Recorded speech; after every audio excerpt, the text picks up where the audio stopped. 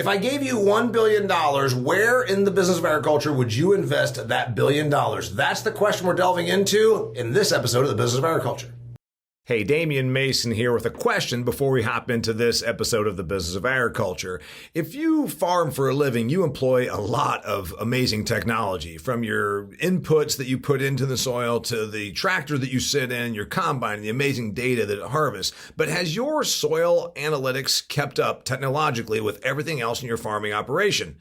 I would venture to say that no, it is not. Sure, you check for your nitrogen, your phosphorus, your potassium, your micronutrients as well. But what about disease pressure? Do you know what diseases and what pests you're going to face next year? No, you don't. But you can now figure that out with Pattern Ag's predictive analytics. Think about it. They can tell you now with testing what the likelihood of facing nasty diseases, things like cyst nematode or sudden death syndrome, what the likelihood of you having this in your field. Then you know how to prepare, how to treat, and where to invest your money. It's using technology to make you bigger yields and therefore make you bigger money. Go to www.pattern.ag to learn more. They are pioneering the way in predictive agronomy.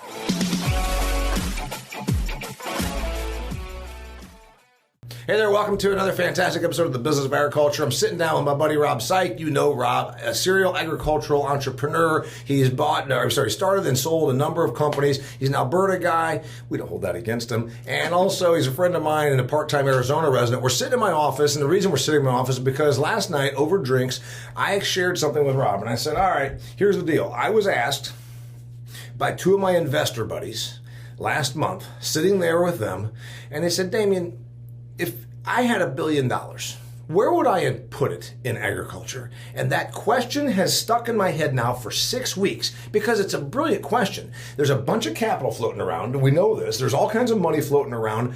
And I'm not talking about, farmers have a bunch of money. I'm just saying there's a bunch of money floating around looking for somewhere to go. And if I had access to that, or if I had people that were investors that came to me and said, I've got $1 billion of a pension fund, $1 billion of family office money, venture capital money. I want to put it in agriculture. Where? Well, the question would be, if I had $1 billion, would it be ag? Yeah. Well, today I'm just looking at Upstream, the newsletter from Shane Thomas here. Indigo valuation drops 94% to $200 million. Okay. Pivot announces a new CEO and new revenue numbers. And Fractal Ag launches a new way to finance farmland. So it is really interesting. $1 billion, if you had $1 billion, would it go to ag? And if it went to ag, where would it go in ag? All right. So, by the way, in case you missed that, dear listener, that's the reference to the Bare Naked Lady song, If I Had $1 Million. And these Canadians, of course, stick together. Which is one of my favorite songs and one of my favorite groups. My wife loves the Bare Naked Ladies. But let's go ahead and dig into that. All right. I was asked the question, and you're asked the question. And the thing is, it's not like, you're talking crazy talk. I don't even know about the $1 billion. I'm not saying that I do. But if you were an investor group, would you put your money in ag first off? Well, that's what you and I know. Ag, we know that, and it's an essential industry. It's the most essential industry. People have to eat above everything else. The question would be, as we stare into the future, where in agriculture? So I don't think there's a question, Damian, about whether or not we should put money into ag, and if there's $1 billion, should it go into ag? The question really is where and how it could go into ag. Okay, so you and I would probably do ag because it's what we know. It's the reason I buy farm ground, and the reason I work in ag and all that, and it's also, we talk about intentional congruence, meaning you already know this group of people, and then you have this network, and then you have this expertise, and so in other words, we would probably say, yes, put it in ag. And then where? So we're sitting around having drinks last night and posing this question. This was really tough, wasn't it? Well, because I was posed the question by my buddies, and I thought, man, that's a really good question to ask. And it's been in my head for 6 weeks. So then I threw it at you. And we went through, I'll go first. Yeah. There's a bunch of things that I think are needs. But need without potential economic return doesn't matter.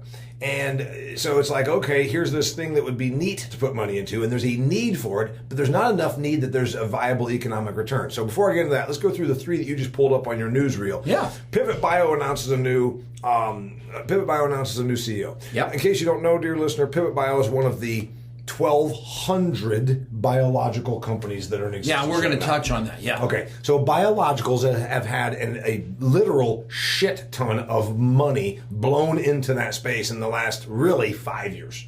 Pivot's an interesting one too because it plays in the nitrogen reduction space, so that's kind of a cool space. Which then meets the environmental need, and by the way, they're a sponsor of my other side job with Extreme Ag, where I do this stuff with Extreme Ag, and my farm guys around North America are doing trials. So I'm not going to do anything to disparage Pivot Bio because, frankly, we work with them on my other side business with Extreme Ag. But I want to say this. They're one of 1,200 companies that are in the biological space. To say it's crowded is an understatement.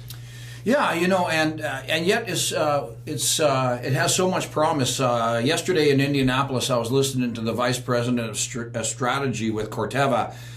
They just spent $1.2 billion on Stoller, which Jerry Stoller and I we're really, really good friends, very, very close.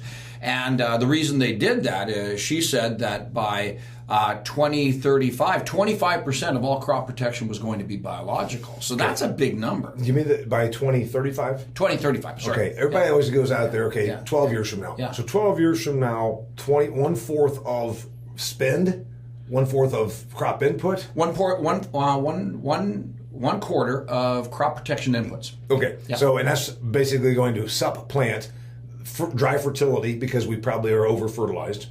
Well, I wouldn't know for over-fertilized, and nitrogen probably could be done more efficiently, but on things like sulfur and other nutrients, probably under-fertilized. So it comes down to balance. Okay, balance versus under. Okay, that wrong word. And then chemistry. We've probably always thrown chemistry at it because chemistry is historically cheap. You wrote about it in your book, and Food 5.0, you talked about chemistry. Well, it comes down to risk, right? If a farmer cannot risk a disease coming in, so spray or not spray, you'll spray. I'll put fungicide on because it's $17 a treatment, and it's going to save me or make me, $40. But the question is, could you put on a different kind of fungicide, a biological fungicide, which would reduce the scrutiny of the public at the farm level? Right. Now you're not using chemistry, you're using biological, and there are biologicals that have the promise of a fungicide characteristic, but my understanding is they don't have the EPA scrutiny, or they can't advertise as a biofungicide because they don't have the... When we're talking about allocating $1 billion in agriculture, I do want to bring up an experience I had in Spain with a company called Chemtech. I want to get to Chemtech in a minute, but let's go back to Pivot Bio. Sure. The reason that one, I think,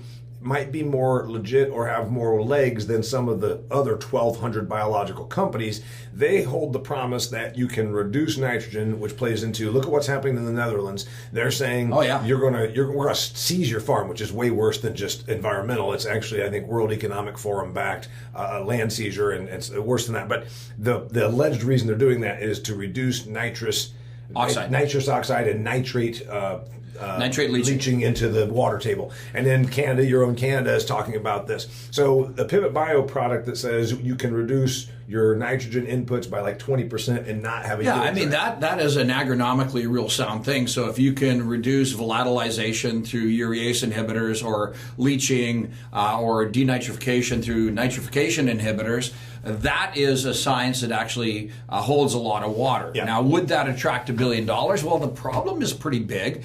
And in Canada, we just passed a new protocol called the Nitrous Oxide Emission Reduction Protocol. So maybe by farmers using nitrification or nitrogen stabilizing products, they can make better use of nitrogen and maybe get some environmental offset credits. Yeah, that's the thing, is the environmental, in other words, if you had $1 billion, do you go into the biological space? We're using Pivot as an example, and trust me, they don't need our $1 billion. I think they're well funded, but I don't know. But let's just say you go into that type of a product that plays into future environmental regulatory hurdles we're going to face, and it's like, hey, we've got a product that helps with crop production, but also it's going to probably play into the government's push to reduce phosphates or phosphates. So there's two sides to it. On the agronomic side, you've got the whole issue of fertilization and crop nutrition. So can we use biologicals like back in the Stoller days again? We were playing with all sorts of seed treatments and cytokinin to extend the root mass to try to extract more nutrients out of the soil. That's a smart thing to do. And then the second side of it is the crop protection side, whether it's herbicides and weeds or it's disease or insects, using biologicals to do that instead of synthetic chemistry. Well, it is the way the world is going. The question I have is, the biologicals actually safer? I don't know the answer. Okay, so let's just address that. It's the way the world is going, at least the developed world, which is where you and I, it's our sandbox and agriculture. Canada, Europe, United States, even South America now, Australia for sure. So they're going that direction of environmentalism. Here's why I wouldn't put $1 billion of my money or my friend's investor money into biologicals. The space is horrifically, it's overflowing right now. It reminds me of the .com craze, if you're old enough to remember the night, which you and I, of course, are, but the listeners maybe aren't. It reminds me of the late 1990s, where it was everybody and their sister.com, and somehow it has $1 billion valuation. I don't know if I agree totally with that, because, again, I was going to go back to my experience in Spain, at Almeria, Spain, with a company called Kimitec, which was isolating herbicidal, insecticidal, and fungicidal activity from plant extracts, and then breaking that down to the molecular level, figuring out where, using DNA sequencing, figuring where in the plant's systems these molecules were making a change. And I think that is one company that I'd keep an eye on, because they are going to have a library, a repertoire of molecular activity that may be combined several molecules together to do different things. So I think there's going to be some winners. $1 billion, the question would be, 1,200 companies, which ones are going to emerge as real? Well, that's just like, remember, there was a time right now, dear listener, if you're, again, and I know we have 27-year-olds and 21-year-olds that listen to this, which is great.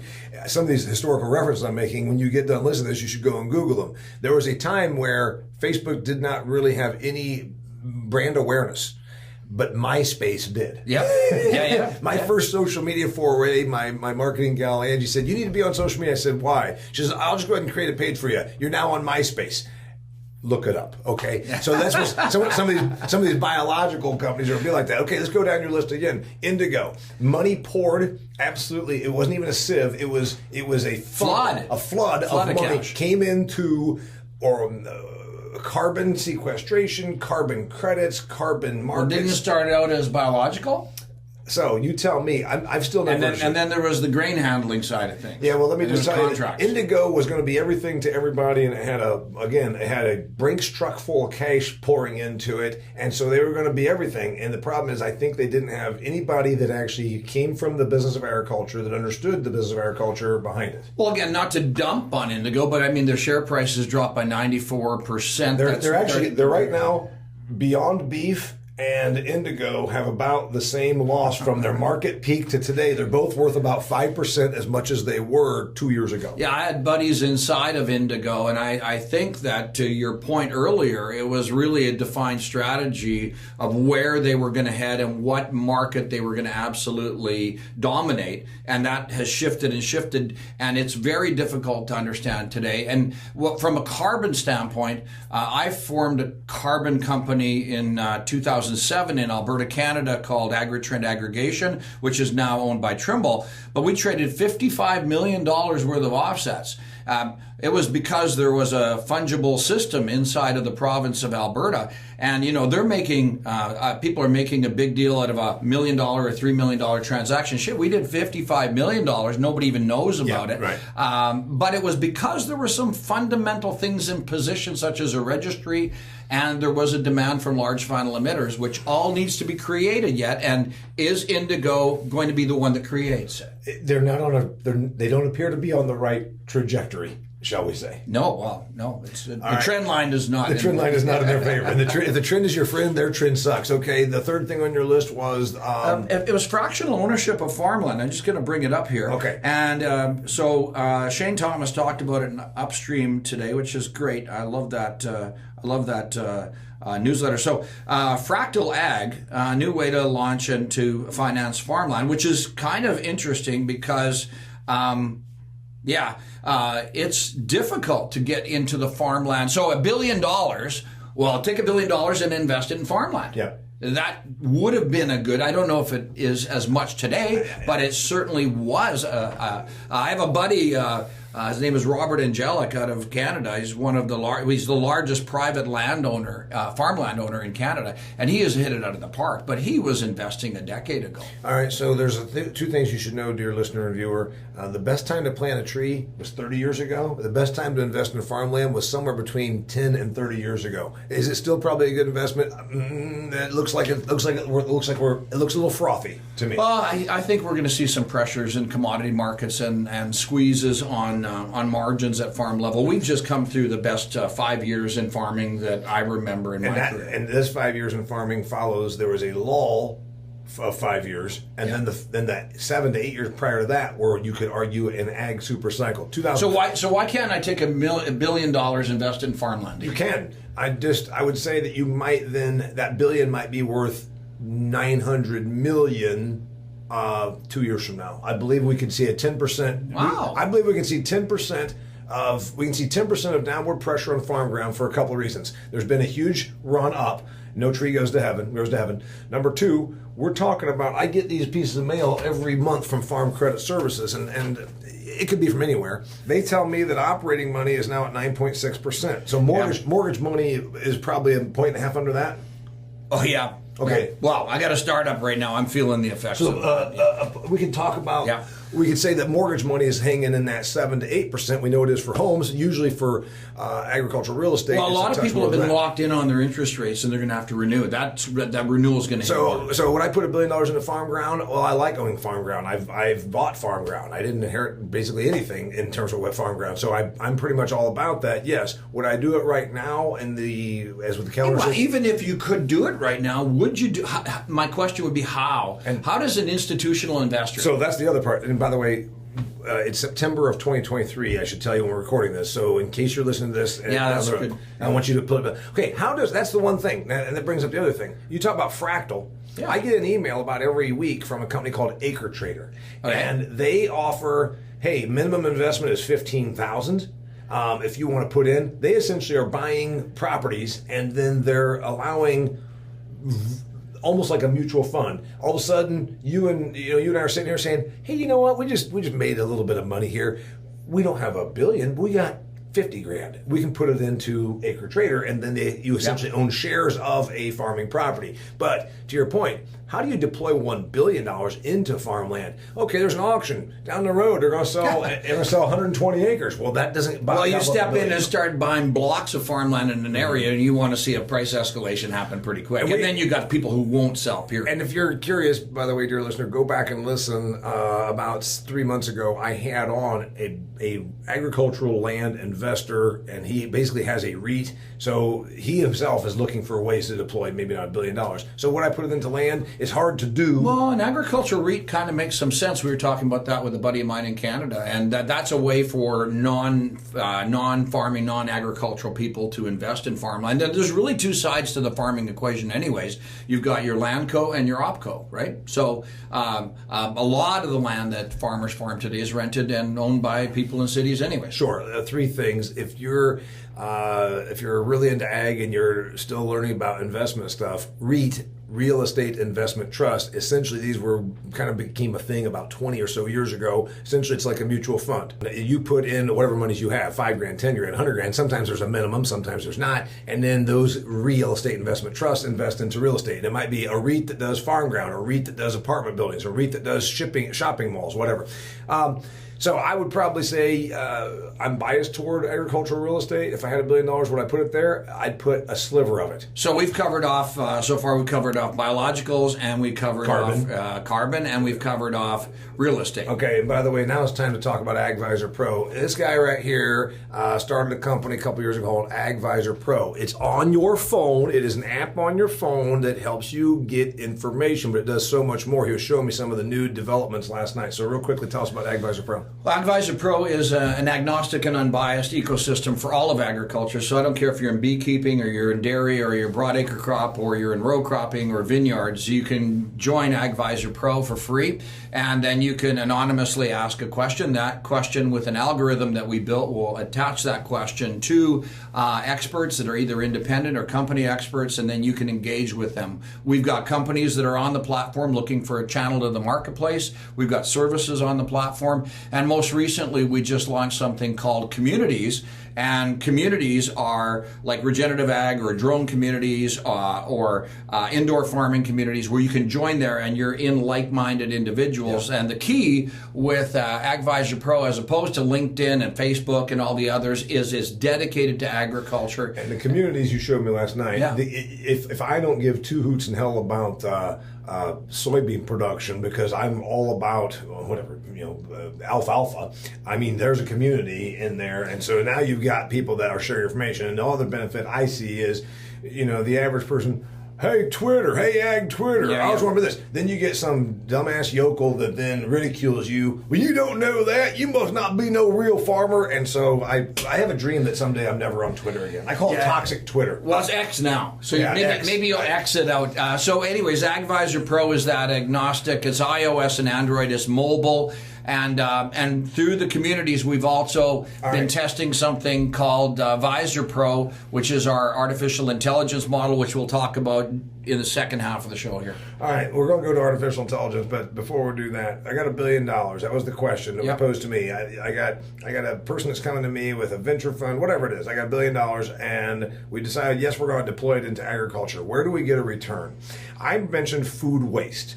And I'm not so naive, like I'm not Mr. Tree Hugger. I didn't join the Peace Corps. You kind of look like a tree hugger. I do, don't I? Actually, I look like a golfer. See, he looks like pretty like golf. You can't, if you're listening, you can't see his golf shirt, but he looks very dapper today. Yep. So here's what we're going to do. I took up the golf attire when I decided I took up golf. I took up golf attire. I still am not worth a damn at golf, but I look like a golfer. You look like it's not how you golf; it's how you look, Damian. Yeah. All right. I said, all right. Food waste is a huge problem. About a third of what we produce globally gets wasted.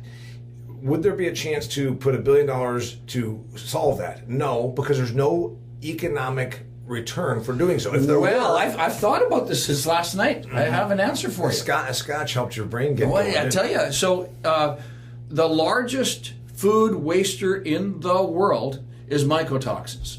And so you think about fusarium, aflatoxin, these things, and I have shares in a farm in Uganda, and Uganda has the highest liver cancer rate in the world. Why? Because it has the highest level of mycotoxins that people are ingesting. And so, on the heels of our conversation last night, I got to thinking that if you could cure the mycotoxin problem, which destroys crops in field and in storage, and it makes animals and humans sick, then that would reduce waste and also be an economic return. I don't even know what a mycotoxin is. Well, it's a naturally born disease that comes in and the spores infect and ravages crops. And there's several of them. The most common one you would know would be fusarium. That would be the most common one you would know. Okay. All right. You were supposed to have your phone off for this interview. All right. Where do I go with $1 billion? Food waste. I don't know that there's any economic return for doing so. If there were, we wouldn't be wasting 35%. Agriculture a lot of times says, hey, you know what? So they waste it. Big deal. We still get to produce it. That's going to be it's going to be a real problem for us, public relations wise. Public relations wise is a big deal. Yeah, we don't give a damn if you waste it. You know what? At least you bought. We raised it. You bought it. That's going to be a real PR issue. But also, there's the environmental part of it. All this nonsense. When Alexandria Ocasio-Cortez goes on MSNBC and talks about cow farts. You could have every cow, which is not even real. It's cow burping, and it's a microcosm of the actual greenhouse gas emissions. Fermentation. Yeah, it's a microcosm of greenhouse gas compared to the damn fires in Canada that your people had.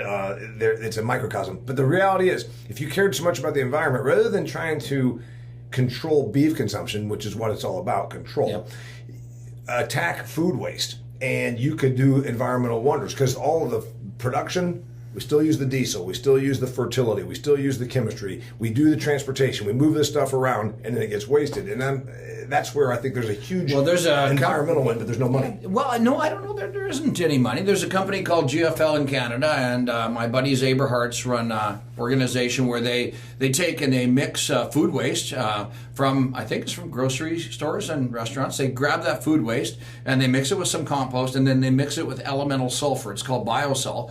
And I use it with the farmers I work with. We spread it out on the field at anywhere up to 200 to 500 pounds an acre, and it releases sulfur for 3 to 5 years. So there's an example of using food waste in a fertilizer combination that really makes sense, because the food creates the microbial activity that oxidizes the sulfur over time. It's a technical thing, but it's an example of how we could use food waste. Now, I don't know how much money, and I don't know how you would mobilize $1 billion. Okay, now, yeah, exactly. The tough part is, how do you mobilize $1 billion? Well, then you'd say, well, let's fraction, let's cut it into pieces and, put $100 million into farm real estate, whatever. But while we're talking about $1 billion and we're talking about waste, there's been I can't say a flood, but there's been interest from outsiders coming to livestock and putting in methane digesters. I've heard about it, and it's been something I've been hearing about for like 2 to 3 years, Rob. But you know what? I haven't seen the actual methane digesters. Well, I've been on the farms and operations where methane digesters have been in operation, but there's a couple sides of it. One is methane digesters, which basically capture the methane from the manure. The other one would be methane reduction through animal additives. And okay, but here's the thing: there's no. Well, unless the environmental movement pays us to do fund it, because then, for instance, Burger King tried their whole marketing 3 years ago that they were insisting that cattle be fed lemongrass because lemongrass in the ration reduces methane, blah blah. Then they put it on a TV commercial, and the people in beef industry went bananas. Too stupid to realize that Burger King was actually trying to sell more beef and playing it as an environmentally good thing. Of course, I think people sometimes don't understand marketing, so they said, well, Burger King's being mean to us, talking about our cow farts. Like, no, they're trying to say that they're reducing cow farts. Anyway, that's a lost thing. Very difficult sometimes. Well, 2/3 of the agricultural land on the planet Earth will never grow a crop, so it is about bovines turning that cellulose into protein. If I could do the marketing for the beef industry, I would be all about beef equals environmental benefit. Beef equals environmental benefit. And I would also resurrect the whole Burger King messaging that certain rations reduce methane. Eat your Burger King, eat your Whopper, and you're still doing good for the environment, which is what their message was. But again, it was misunderstood largely by the All right, let's transition now to another one that we wanted to talk about. $1 billion. $1 billion. And the you were born on a dairy operation, and your family made use of free labor. In other words, you and your brothers and stuff to do all the dairy milking. And labor. Now, labor is a real issue, whether you're running a vegetable operation. There it is. The $1 billion answer is labor reduction. I think one of the big constraints right now, we're going to get to technical support, but right now, labor. I don't care if you're operating a vegetable farm in Yuma, Arizona, or you're running a big 30,000 acre farm in Western Canada. Finding labor, qualified labor, trained labor is an issue. It's rampant, and I think the only way to address that longer term is through more automation, and maybe that's where I'd spend $1 billion. All right, now that we're on the $1 billion question, which I really like, because this is not going away.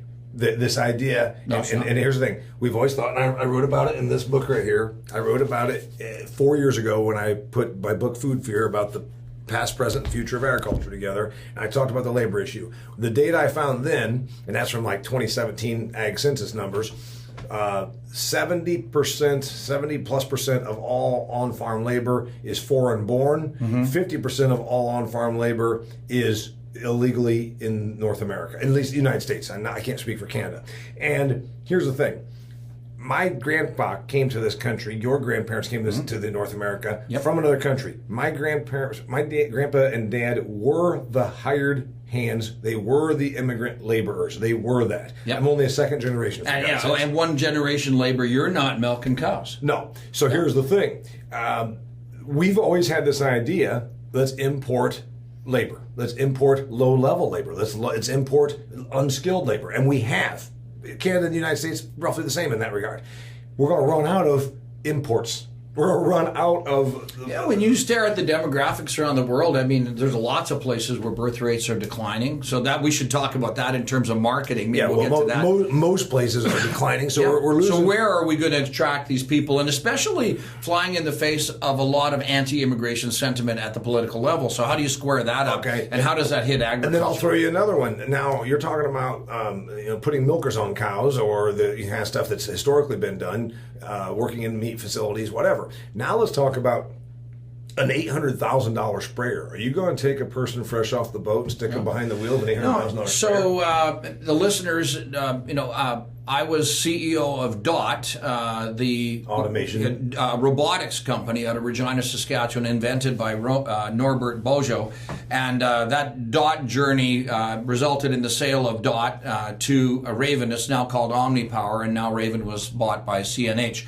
So as I stare into the future, I think $1 billion allocated into some aspect of labor reduction technology makes a lot of sense, but $1 billion might not be enough. Okay, it might be a spit in the wind. We keep thinking autonomous machinery, and that's where Raven and your background with DOT, and I wrote about it in my book, and I think that's all good.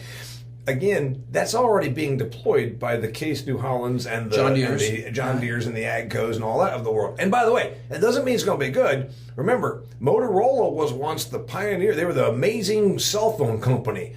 They don't even exist anymore, hardly, because doesn't mean just because they were there and had their own $1 billion doesn't mean that they had innovation. They tend to be. So what's going on right now in the robotic space? I mean, there's lots and lots of startup companies in the robotic space. One that pops to mind is Gus, and Gus is an autonomous robotic platform that goes through orchards to spray the orchards autonomously, and that was acquired by John Deere, and now John Deere is putting their engines inside of Gus, and so there's a slowdown in the supply line. But that's an example of a company that had a vision and idea. If you had $1 billion and you put it behind that kind of company, are you going to take it all the way across the finish line? Are you going to really, or are you going to get bought out? Take it until Case New Holland buys you. Exactly. Well, Case spent $2.1 billion on Raven. Raven packaged up the Smart Ag and the DOT and other autonomous platform items to leverage that into the case. So we talk about autonomous machinery, and that's coming. And also, when you're talking about a 160-foot sprayer boom, and if a guy has to sit in there, you're still covering so darn much ground. It's not like that's the biggest need. I'm going to go back to the labor part of it. Yep. Putting milkers on cows. My understanding is dairies are putting in robots and have been for the last 2 years as fast as they can make, Lely or De Laval, or these dairy companies can make robots. What about meat processing? I've continued to tell my audiences this is going to be a real squeeze if you can automate meat processing. Well, you've been inside of meat processing plants. I toured them. We have one in Red Deer, Alberta, where I live, called Ole Mill, which is a pork processing plant.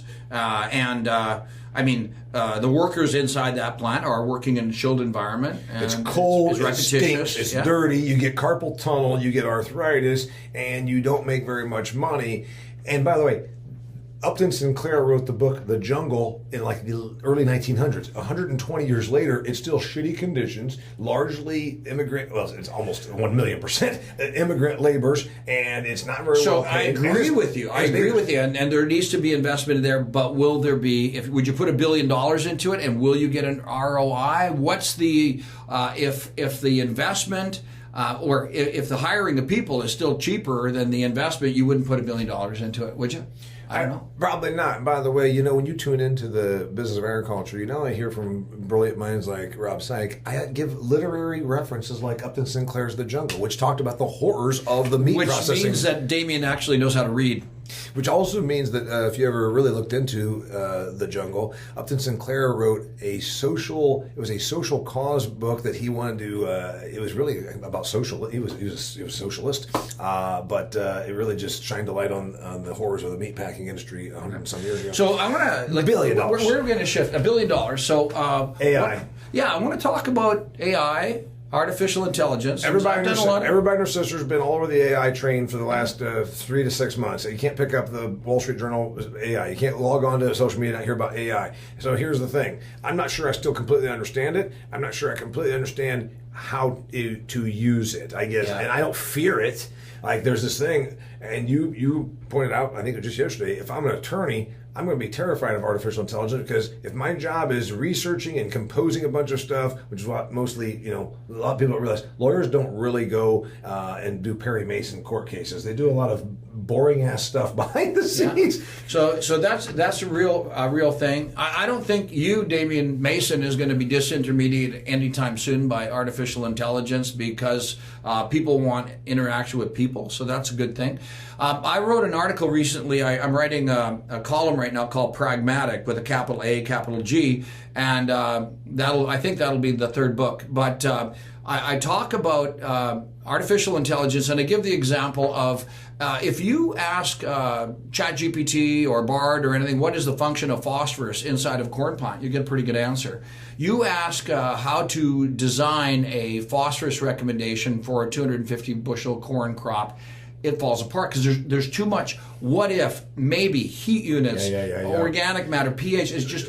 So what we did with AGvisorPRO behind the scenes is we've been playing with an artificial intelligence, and we've been feeding into our Agribot back then technical, so operator parts and service manuals, and we just created a brand new product called VisorPro.ai that is targeted at the equipment dealership marketplace. So farm equipment, precision ag, and maybe construction, forestry, and RV industries, where there's this massive labor shortage. It's not uncommon, Damian, for a service manager to deal with 100 to 150 calls a day.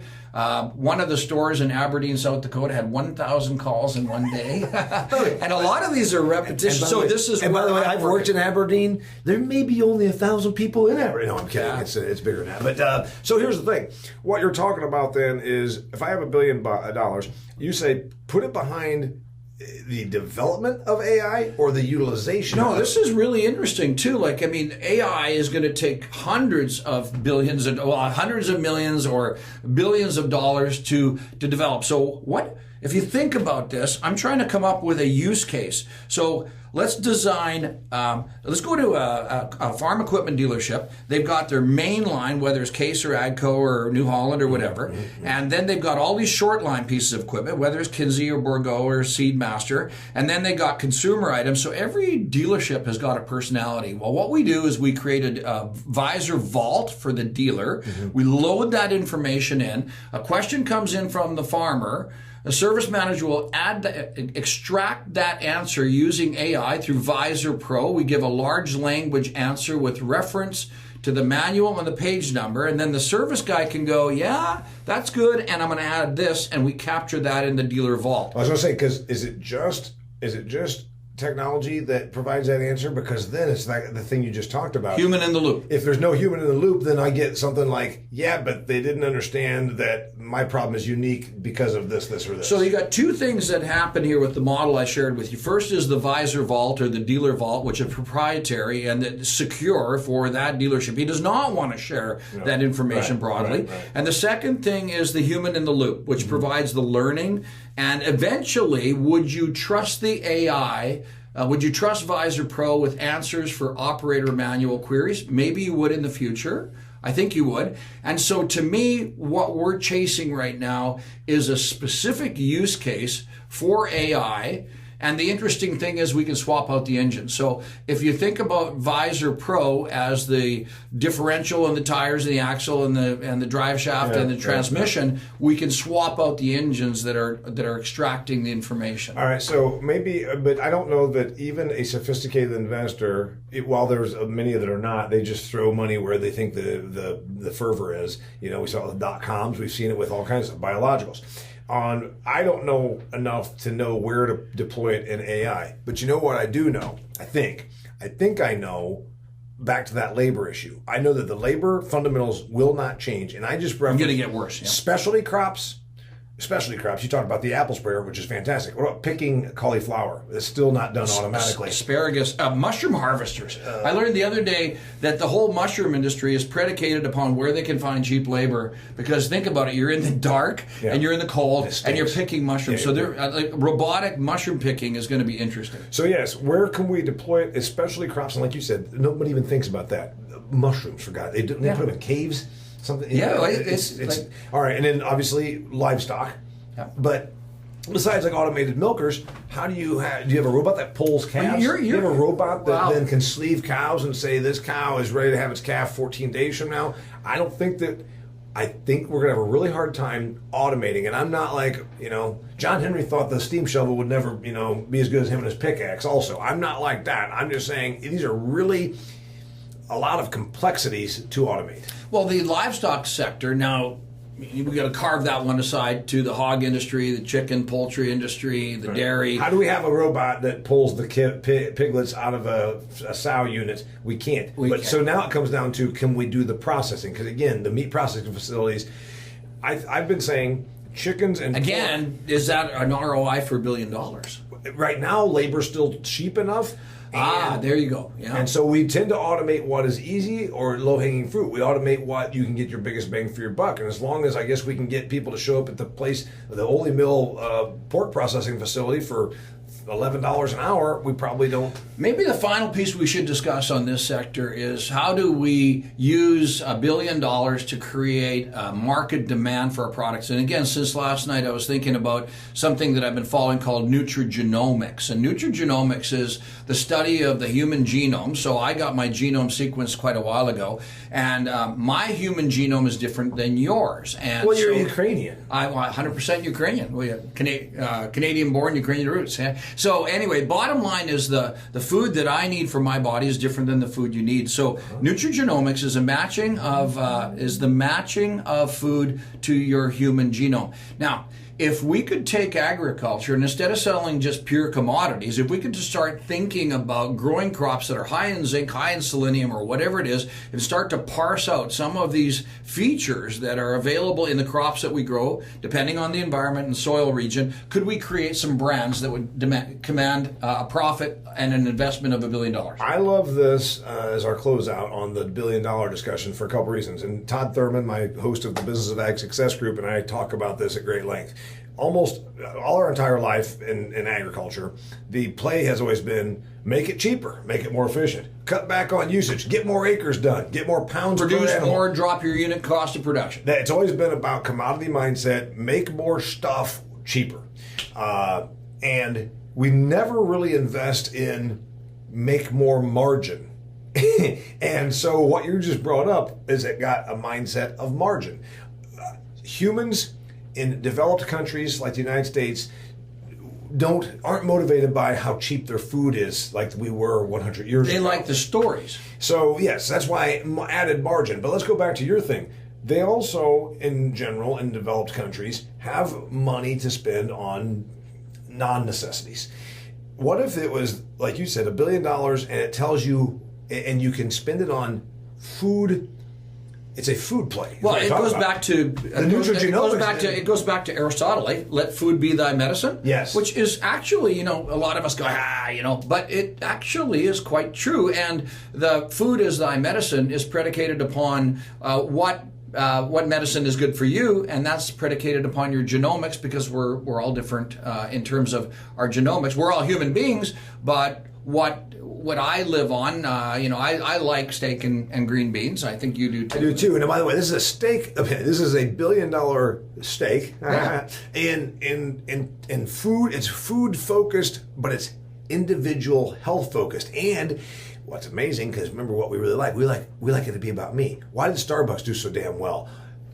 Caramel latte frappuccino for Rob. Yeah. It wasn't just we're slinging cups of coffee. You want a cup of coffee, buddy? Go over there and get a cup of coffee. No. So this nutrigenomics could be then personalized food prescriptions is what you're talking about. Yeah, and then there's a group of guys in Canada working on a project right now called Pristine Ingredients, where they're trying to chase down all of the inputs that are going into producing the crop. And if they can document that they're using technology such as See and Spray, for example, which dramatically drops the herbicide rate like 80%, 90% from where it normally is, could we develop a stamp of approval where Pristine Ingredients is known for producing a product with dramatically less inputs, dramatically less carbon footprint, and would somebody buy that? I like that.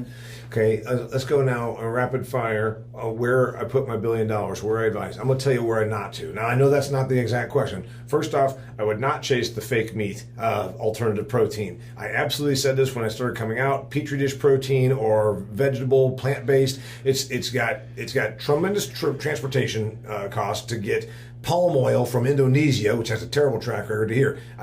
That space, there's a reason Beyond Beef or Beyond Meat Company is valued at 95% Well, let's talk less. about just lab-grown meat for a second. I put up my hand at a conference a while ago and asked, I'm not the smartest guy in the room, but what feeds the cells in the Petri dish? Yeah. And she squirmed for a bit and said, well, sugar. I said, oh, sugar, that makes sense. Where does sugar come from? And she goes, well, it comes from corn. I said, oh, okay, so the same people who are against beef, against factory-raised farming are okay with beef grown in a lab-fed sugar from corn. Syrup, yes. So I wouldn't put anything in that. I believe also the consumer adoption is not going to be there in our lifetime. It's too Star Trek. It's too out there. It's too disgusting. And also it doesn't taste good. So I don't see that. Where else I would not put money? You go next. Where would you not put your $1 billion? Oh, you go again. You have another idea. I got to think about it. You threw the question at me. I wasn't ready. Okay. I would not put money in this whole thing about indoor controlled environment.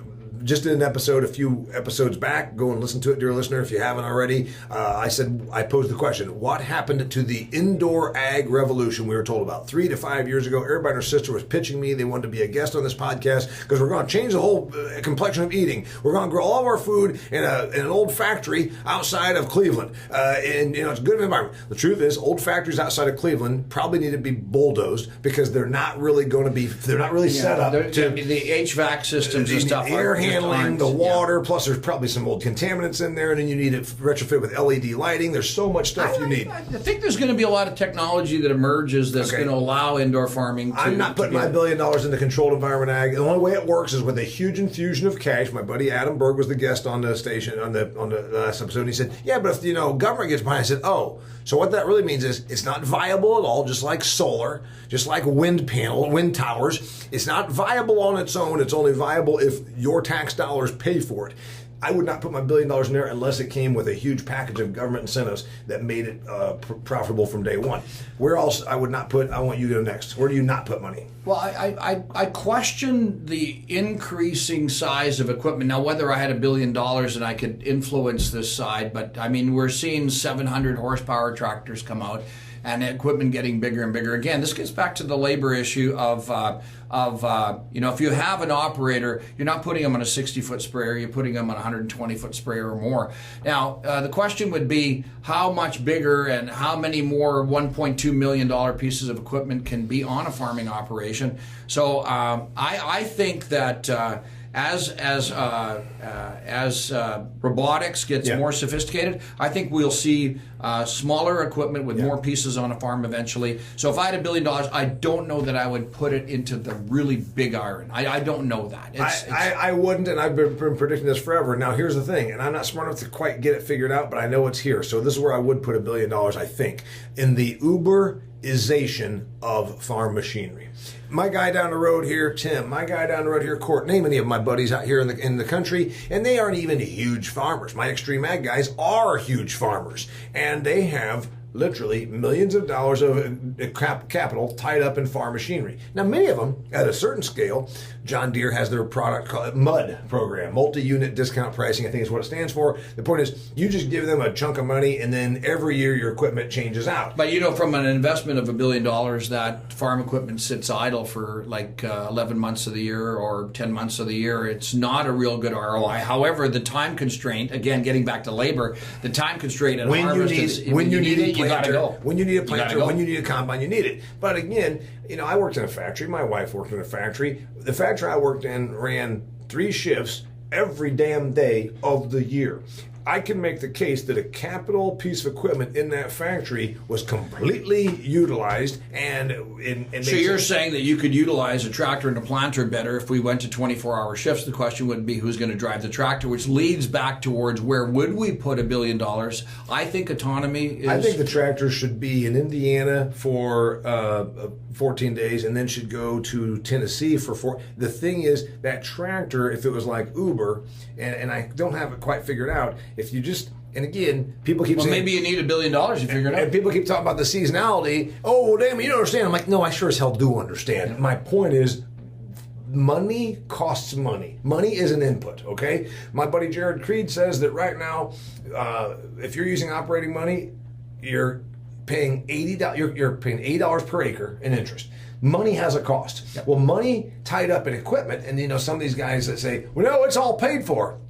That's ridiculous. That's like pretending, people used to say, oh, I'm not feeding my cattle $5 corn because I'm not going to town and buying it. I'm paying corn out of my field. Like, it's still $5 corn. It's still $5 corn because I think the labor issue. I think autonomy is going to be very, very important. I think that technology that will allow farmers to do more with less inputs, but throw it out there, Rob. What if it's autonomous machines that are smaller, and you and I both knew that's going to happen because they fit down the road and they don't squish the soil. Yeah. But what if it's autonomous, smaller, and also not owned? Well, I think Gus is an example of it. I think farmers are buying Gus for autonomous use in orchards, but I think that they're also renting the fleets out. Yeah, with an operator. Then it becomes a fleet. So if you think about it, it's kind of like custom. It's like custom harvesting. If you're running a fleet of robots, let's say you're running a fleet of robots on the farm, do you, as the farmer, have the expertise to make sure the robots run, or is it going to come with an operator that will run 5 or 6 machines at the same time? I have wondered if this is where ag retail and the cooperatives might actually refind their relevance, that they become the owners of the drones and the operators of the drones. We didn't talk about drone technology. Well, we're not yet. But anyway, then what if the retailers, because the idea that I need them to buy a gallon jug of 2,4-D is completely 1960s, right?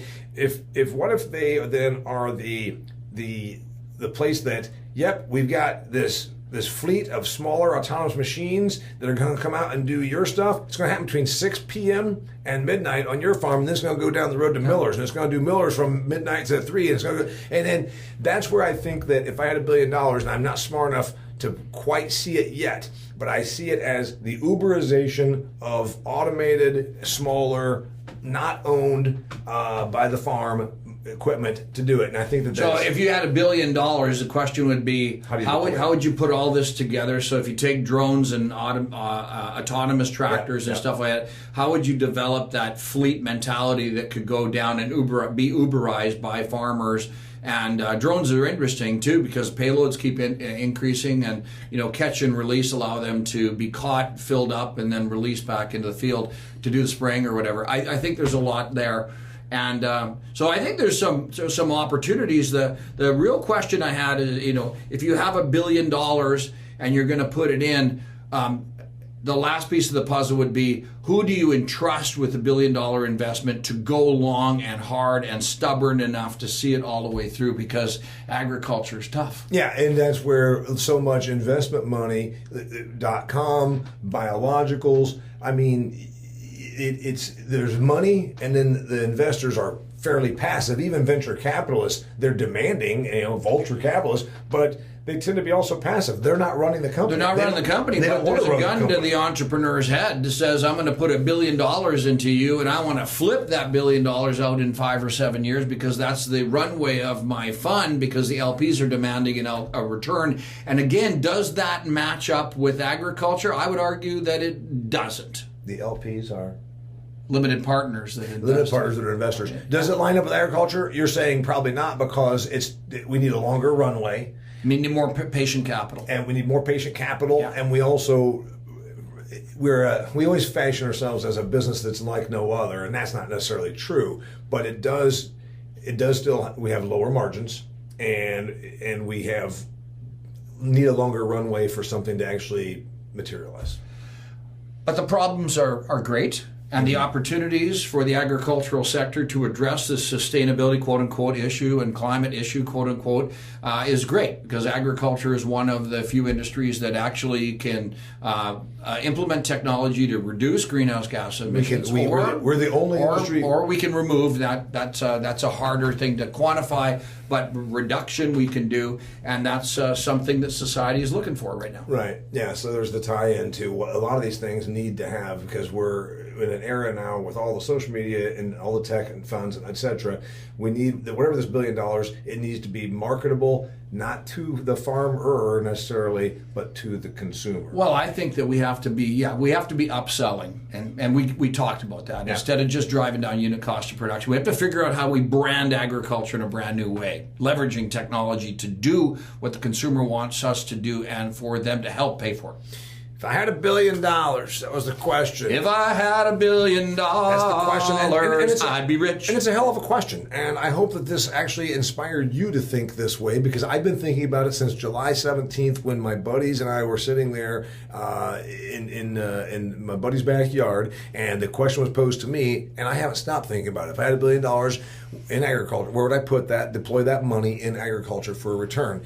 And again, this also should challenge you to think like the investor, because like you said, they want that money flipped in 5 to 7 years. Yep. And then it really, and now we're also talking about the social aspect of it. It needs to have social consciousness and marketability. So it's a harder ask than somebody just, well, I guess I go ahead and put it in farm ground and say, okay, here's $1 billion. Go do that. Because that's even a hard one to do, as we just said. His name is Rob Saik, AGvisorPRO. Where do they find you? Yeah, so you can find me on Twitter, rsaik, S-A-I-K. Google me. I've got my own website as well as AGvisorPRO. And I'd also encourage you to check out visorpro.ai, visorpro.ai. That's going to be kind of exciting to watch. I think it is. You just showed me some cool new stuff with the communities last night. All right, my name is Damian Mason. Until next time, thanks for being here. Cool question, great discussion. Thanks for being here, Rob. Until next time, share this with somebody who will enjoy it. It's the Business of Agriculture, and I'm Damian Mason. Hey, thanks for being here. This episode of the Business of Agriculture was brought to you by Pattern Ag. You've heard me talk about Pattern Ag because I think it's a pretty cool concept. New technology that allows you to predict the problems you're going to have and therefore treat them before those problems cost you money. What kind of problems am I talking about? Pests and disease. Things like cordon rootworm, sudden death syndrome, cyst nematode, and a whole bunch of other bad things that happen out there in the field that can cost you money. Guess what? Pattern Ag will let you find out ahead of time if the disease or the pest pressure is there, and therefore you're treating it before it costs you any money. What a great concept. Go to pattern.ag, that's www.pattern.ag, to learn more about their product, their technology, how it can make you money, save you yield, and also where you can find a rep that can come out there and do the work for you. Pattern.ag.